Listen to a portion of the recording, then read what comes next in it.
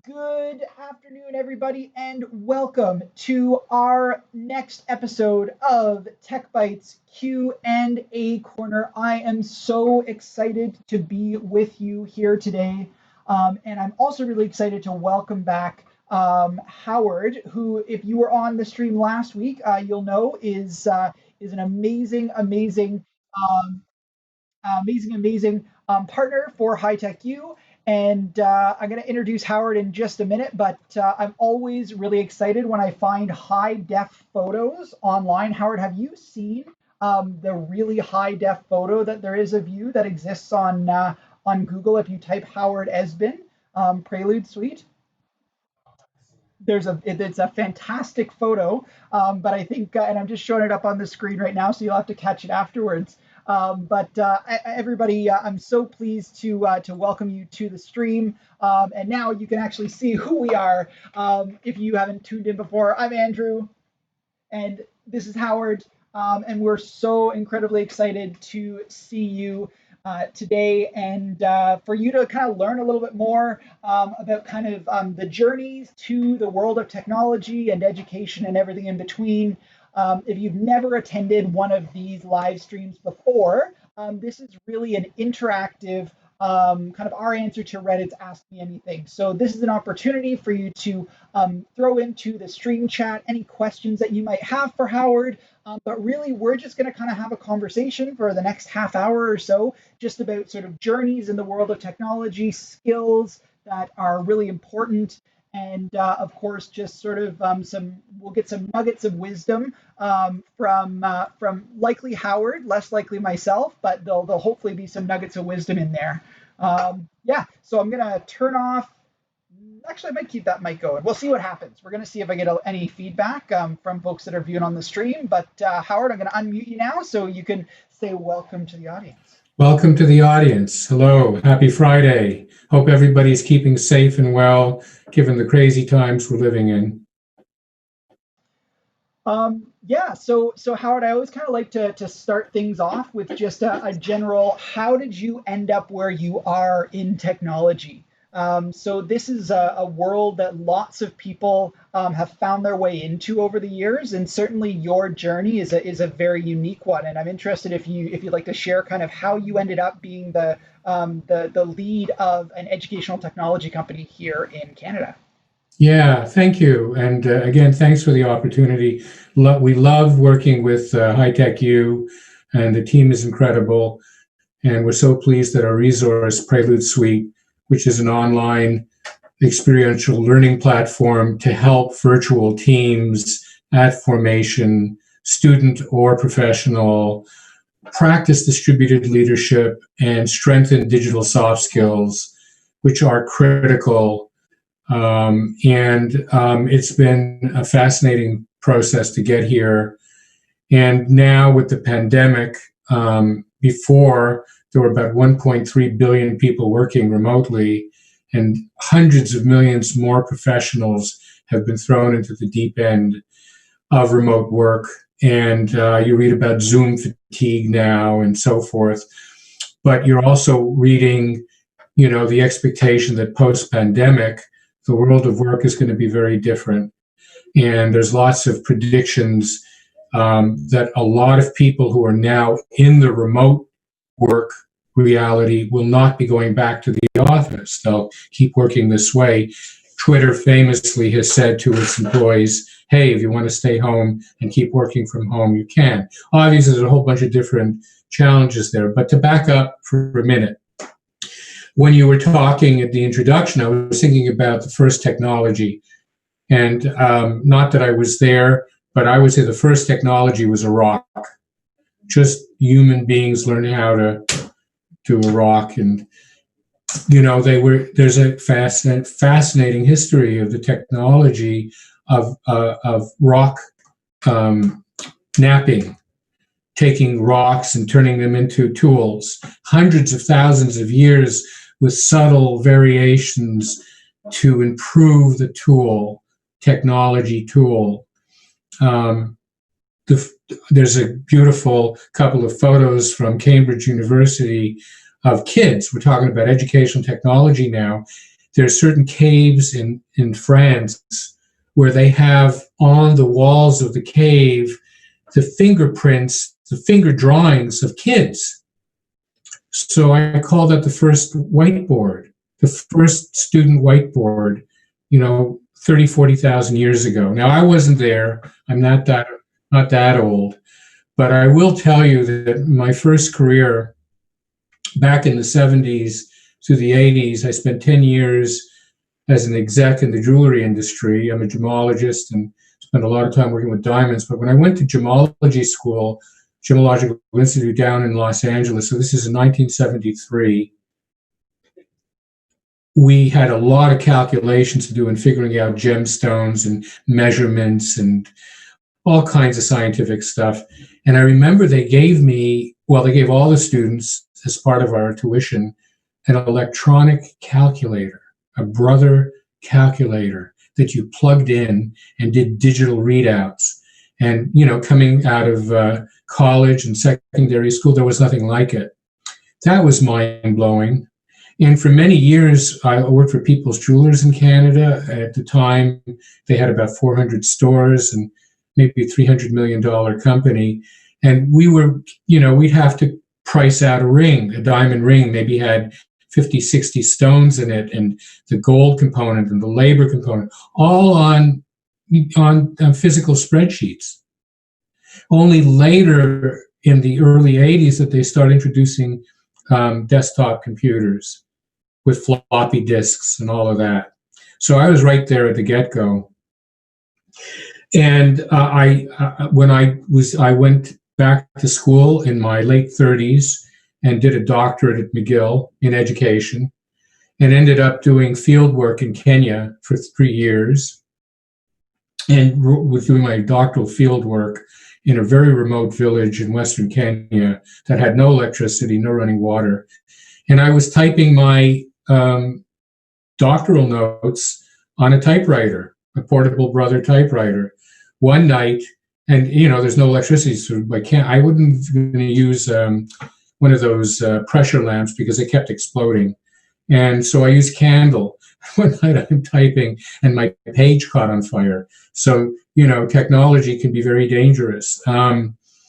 But ultimately, I had an opportunity to come back to Canada, I think in 91, to do or United States to do a presentation. And my brother-in-law at the time convinced me to buy an Apple laptop. So I bought my first Apple laptop in 92. And you had to put in the disk, you had to put in the hard drive. And it was only in black and white. There was no internet. But it was sure better than a typewriter and paper with the ribbons and the whiteout and all of that. So gradually, one saw the emergence of new technology. I came back from Kenya. I had been hired by Oxfam Canada in 94 to run their fair trade division called Bridgehead. And at that time, we had 3 stores, and we had a wholesale division selling fair trade coffee, and a catalog that went out to about 1 million homes, color catalog. And I remember our director of operations, Tim, came and said, "There's the internet. Let's put our store on the internet." So we were experimenting with online shopping in 1994. And so I kind of, even though I'm an okay boomer, in a strange way, I'm a digital native because I kind of grew up with the evolution of the technology. I remember gravitating from my black and white laptop, which really was, you had to dial up to get the internet. And I remember this is in the 2000 when they came out with the beautiful colored bubble iMac. You remember that? Oh, that was so cool. So cool. And more and more, I started gravitating online.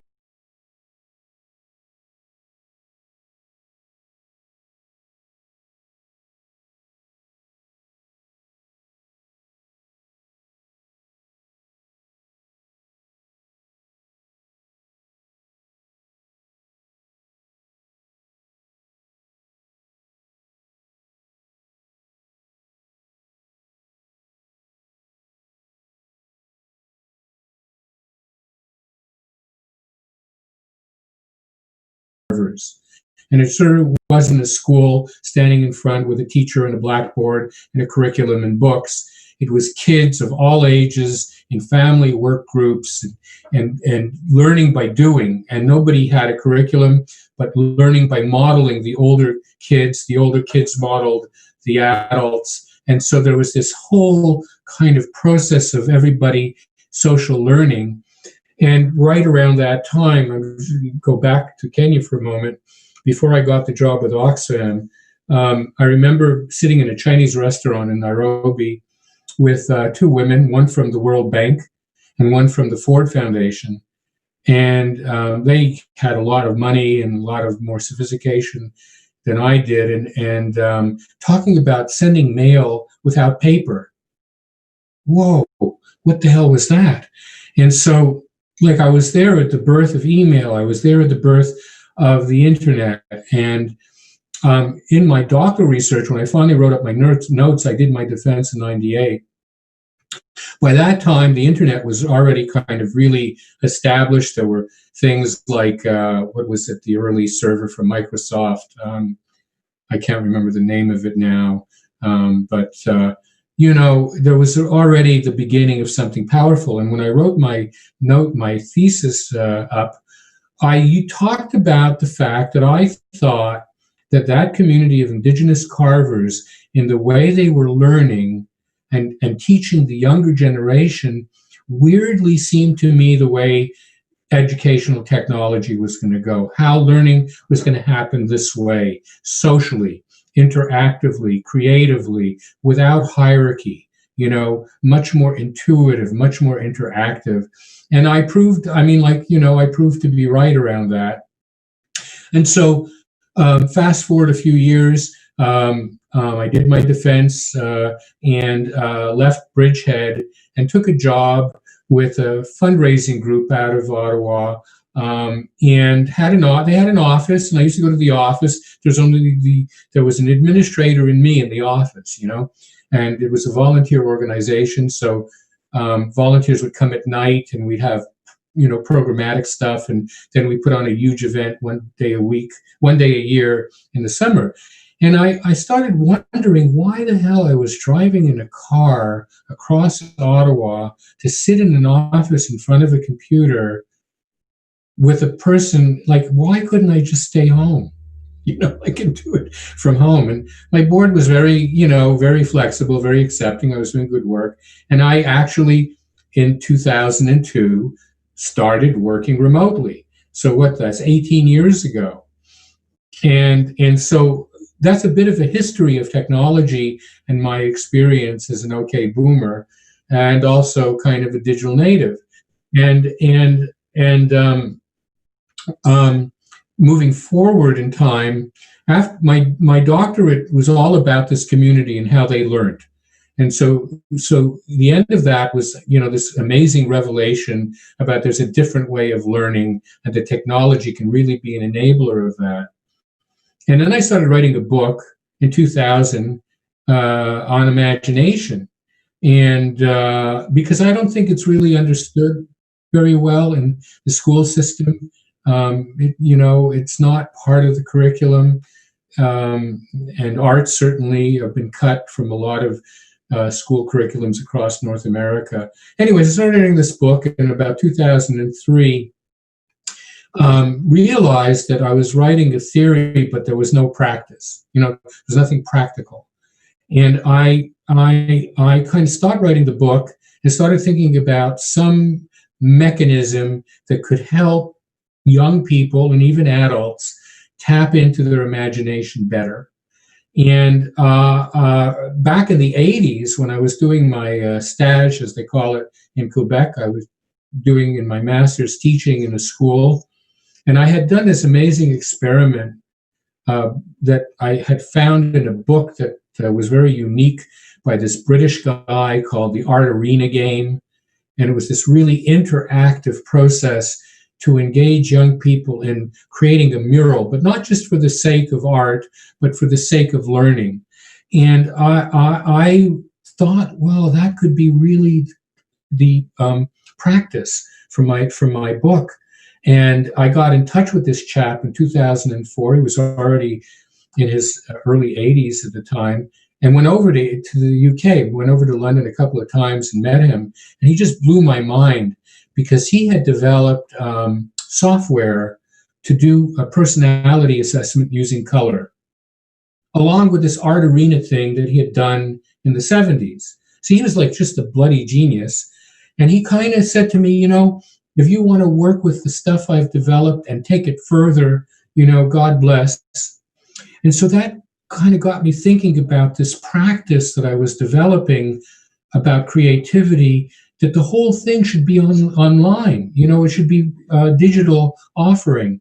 So that really started the process of what's become the Prelude Suite. And you've put up 5x5 teams, and people can go to 5x5teams.com and see the resources, certainly what you guys are using in your program cohort.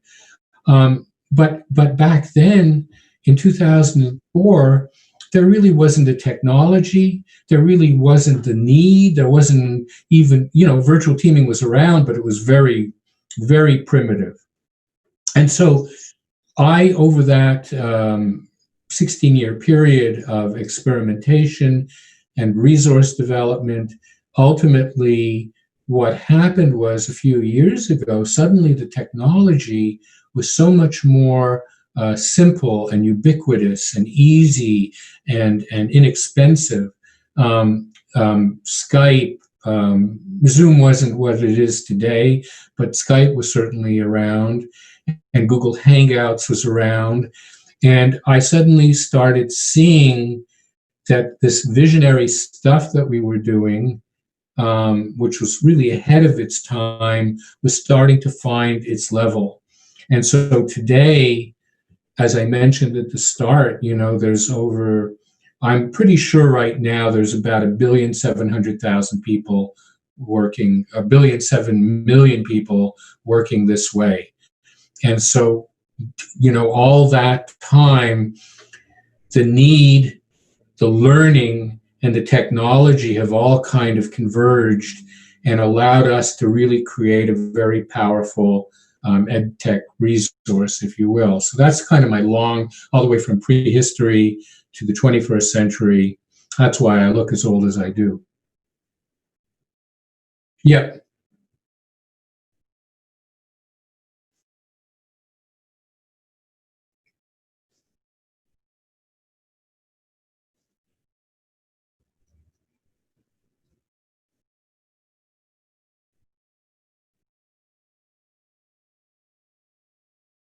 Okay. Here, you can still hear me, yeah, Howard? Yep. Perfect, and that's probably better for you now. Oh, and I guess the mic's working on both now. Perfect. Okay. I'm interested kind of in exploring that because there's been a really big journey there, and obviously the work that you're doing, well, it definitely impacts youth, and there's kind of that perception out there of folks of a certain generation not being incredibly tech literate, and a lot of those the folks that you're working with in the industry and who are active professionals are the ones that are maybe perceived as being not incredibly open to utilizing technology and to embracing technology. And I'm interested, if obviously you don't fit that mold, I'm interested if you've seen that mold fit in industry. I'm sorry, just hold on for a second. What is it that you would like? Would it work?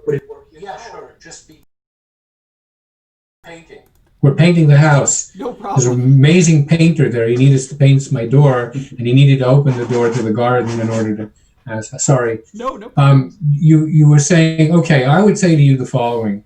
We're very fortunate because the companies that are our clients, for example, company Mural, which has this amazing interactive whiteboard, we're dealing largely with professionals who are in the design thinking world.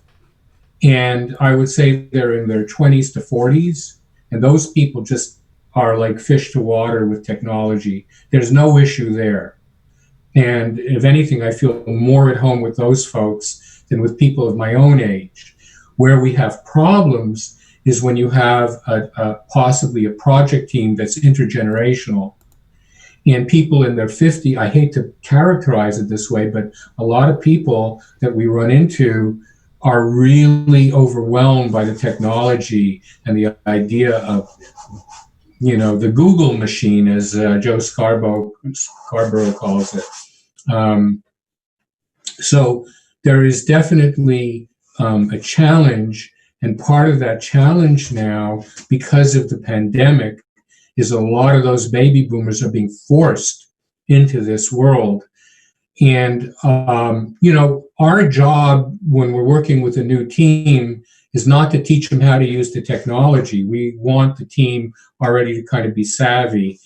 But there are lots and lots of programs and interventions that can help somebody who is insecure or lacks confidence or experience to get up to speed. And I'm going to plug a great colleague of mine, Lisette Sutherland, who is the founder of something called Collaboration Superpowers.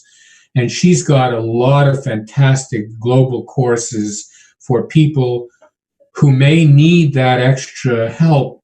Especially, I'm now thinking about parents at home who not only have to work for their company virtually, but have to help their kids work online. And sometimes the kids know more than the parents. So if anybody's looking for a great, compact, inexpensive course to learn how to be more digital savvy, Lisette Collaboration Superpowers is really what I would recommend. And you know what, Andrew? It's more a head game than anything, because once you get, in fact, I was just on with a dear friend of mine, an artist in Montreal this morning, who has health challenges. He's got on dialysis, and he has to meet his surgeon. And he emailed me yesterday, now that I think about it, hey, I got to meet the surgeon on Zoom. And how do you use Zoom? So I sent him the link this morning, 7 a.m. here and 10 a.m. there, and finally got a hold of him and can't hear him. He can hear me, he can see me, I can see him. He's got, those Apple Buds, and that's not working. He takes them out. I said, maybe it's your system requirements. No, I know the system. Anyways, long story short, we had to go through 3 or 4 tries till he got with it. But when he did, it's kind of like a duck to water, right? So if anybody's freaking out there that's an adult and an okay boomer, don't worry. It's easier than you think.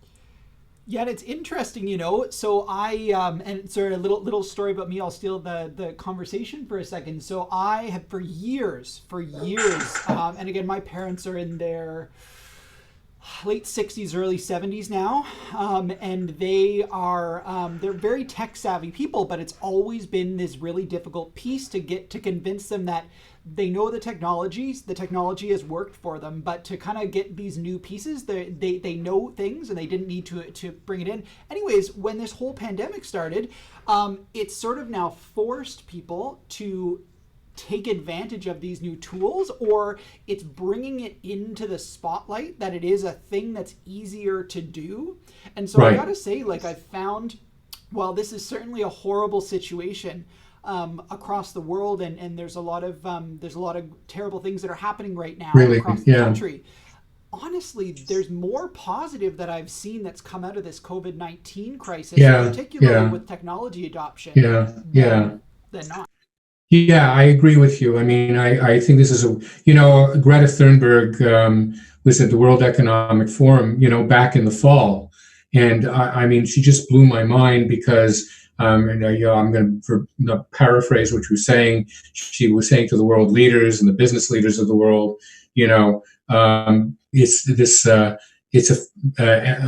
endless economic growth is a fairy tale.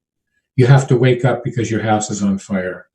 And I think this pandemic has shown how interconnected we all are, and how, we have to become conscious of the global reality. You see photos of some cities in China with the pre-pandemic and the pollution. Now in Venice, you can see in the canals fish swimming. And, we've got to wake up, and the younger generation has to help the older generation get off its bad habits. But I want to just say something about the younger generation, about digital natives, the Zeds and the whatever the alphabet is these days. Just because a young person knows how to use mobile devices, knows how to send a photo digitally, or work on Instagram or TikTok or whatever the heck, that doesn't mean that they have the skills digitally that they need in order to be able to be effective in the workplace. That the rubric of digital soft skills is something that you have to learn. Teamwork, working this way is a skill. It isn't natural. It has to be developed.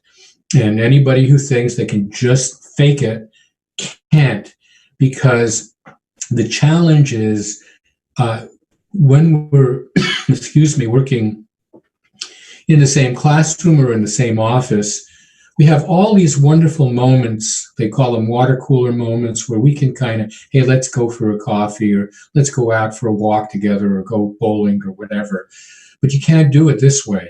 And you're going to find whoever is listening who's young and wants to get into IT, you're going to find yourselves not in an office. You're going to find yourself working in front of a computer with people from very different cultures, with very different functions. The way the world is working in terms of project team management is cross-functional teams, because there's no one discipline, there's no one person who can solve the problems or figure out innovative solutions. So imagine you're working with an engineer and an accountant and a designer and a marketing manager, or let's say a project manager, and 4 different countries, maybe Brazil, maybe Korea, maybe South Africa, maybe the Ukraine.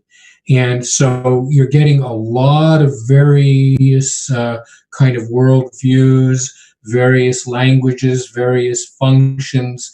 And how can you as a team get something really meaningful done, especially if you're never going to meet physically? And, if we're in the same office, we have a disagreement, we can say, hey, we can work it out. This way, everything is compact, everything is concentrated.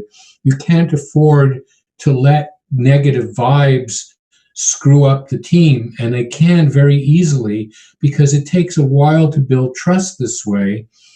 And so I'm just saying that the kind of programmatic that HighTechU offers is really something very valuable, because then you get the experience and the practice, so that when you are in front of an employer, whether it's Shopify or, Facebook or Google or any of the big companies that have offices in Canada, and certainly in British Columbia, it's a corridor down town to California. They're going to want to know how you work this way, if you can work this way, because when you get hired, they're going to throw you into a team, and you got to be able to perform right at the start. So it's not all just, I'm a digital native, I know better than the OK boomers. I think the OK boomers are in their boat, and the digital natives are in their boat, and they both have to learn how to work this way. Yeah, and it's interesting. So I just had a meeting with the HighTechU advisors, and a number of them are very connected in industry. And the major conversation that's going on right now in industry is, excuse me, how can we work? Because we don't really want to go back to this world where we are in a physical space, because we don't need it. And then on the other side, hiring practices are changing now. So whereas in the past, an employer might have said, don't worry about the cover letter, send me like your GitHub link and show me your portfolio. Now they want you to show them a cover letter, because they need to know that you're able to document things, because that's going to be the real way that things are being communicated in Absolutely. the workplace. Right. Not just textual communication, but verbal communication, and even more importantly, visual communication. how do you master all of these media, rich media, in order to tell a fantastic story or to work through a complex project with people synchronously and asynchronously? It's a whole set of skills that you have to learn. And certainly, literacy now is a multidimensional thing, and that's what people want. They want multifaceted, multidimensional workers who can kind of pivot, like the whole notion of agile. It's not so much the tool, it's not so much the knowledge, but the ability to adapt and be innovative and pivot when you need to, Yeah, it's funny. So I did a talk probably 2 years ago now when HighTechU first launched, and I wrongly entitled it "How to Incorporate Agile Methodologies into Building Your Business." And people kept asking, they're like, "What can I do? What practices can I put into place to become an agile workplace or build my company agilely?" And it was like, it's not a thing that you can Right. fundamentally put into place. You need to Right. adopt this as your philosophy for your Exactly.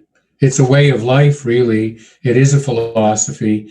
The good news, though, I mean, there are lots of I mentioned Lisette and collaboration superpowers, but there's some incredible people out there that we're working with who are agile coaches and scrum masters and Kanban masters who can really help people learn very quickly how to adopt. If you practice mindfulness, if you practice meditation, that's a real good example, because that's what agile is like. It's not like you learn one thing and then you apply it just in this narrow box. It's this way of life. It's a way of being. But there are techniques that you can learn. But once you learn them, you have to live them. You have to practice them daily, and then they become, very second nature. And so that when you are confronted, like a company that can't pivot easily is going to be really in trouble, And so, and we're seeing it. We're seeing there are certain sectors that are able to kind of rise to the occasion here because of that agility, and others are just going to, unfortunately, be like dinosaurs, and not be able to pivot easily. So, like you say, I like Dickens said, it's the best of times and the worst of times. Absolutely. So we got a couple minutes left because again we like to keep these these Yep. little compact packages for people to watch. But I think I asked you this on the last stream, but if you didn't check it out, so if you're new to the stream and you're just checking this out for the first time, we had a great Tech Bite, another one of our online live stream series where Howard outlined the Prelude Suite, and one of the final questions that I asked him there was if you had like a golden nugget of wisdom for the next generation of employee. Of how, or the kind of top skill that they need in order to be successful in this new workplace, what would that be? And so if you aren't going to check that out, I'll ask the same question here, Howard. If there, Okay. obviously it's hard to distill it down into one, but if you had sort of 1 minute to define. Yeah, well, I think it's a great question. And people have been, never mind technology, people have been asking that question for thousands of years. And it really starts with knowing yourself. Whether you're going to go into technology or other fields, technology is always going to be there now. Even if you're a vet, you're a marine biologist, you're an engineer, you're out there in the front lines of retail. Technology is ubiquitous. But the really important thing is knowing yourself. And if you are still in school, and you're still thinking about where to go and what to do and how to do it, if you have any inclination of a dream, know yourself and follow your passion.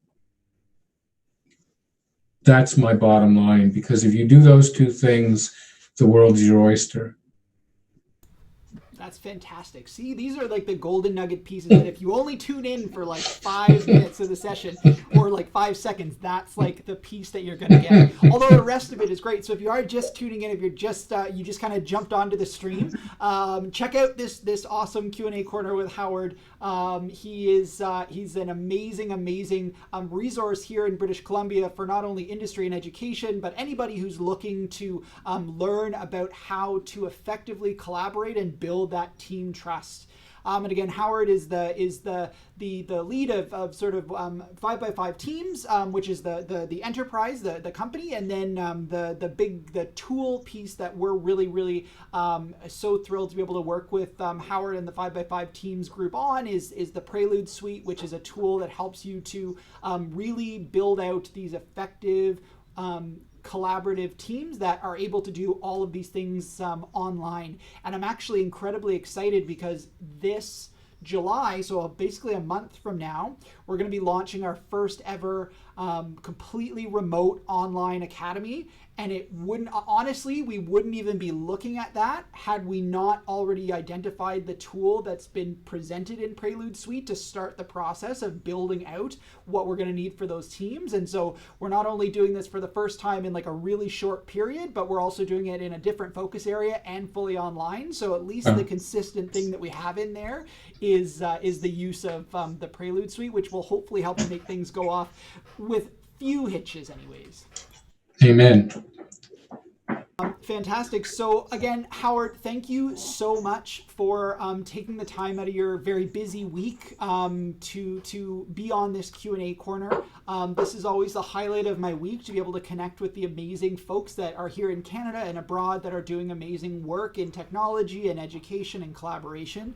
And again, if you're interested in checking out more information on Prelude Suite, you can check them out, 5x5 teams. Is it .com or .ca, Howard? No, .com. 5x5teams.com. Or you can certainly look up the Prelude Suite. It's a really great platform. And if you want to know more about that tool, you can head over to our YouTube channel for HighTechU, and you can check out our last Tech Bites. I think it's episode 11. Before we go, again, just thanking Howard, the 5x5's teams, Faculty of Engineering here at the University of Victoria, Coast Capital Savings, one of our funders, as well as all of the amazing partners and collaborators that we have in the community, and all of you fantastic youth that are out there right now and are changing the world one day at a time with this new transition to the online world. Thank you all so much for watching. Howard, thanks so much for being here. Be safe. Take care. Have a good weekend. Thanks, everybody. Bye-bye. Bye.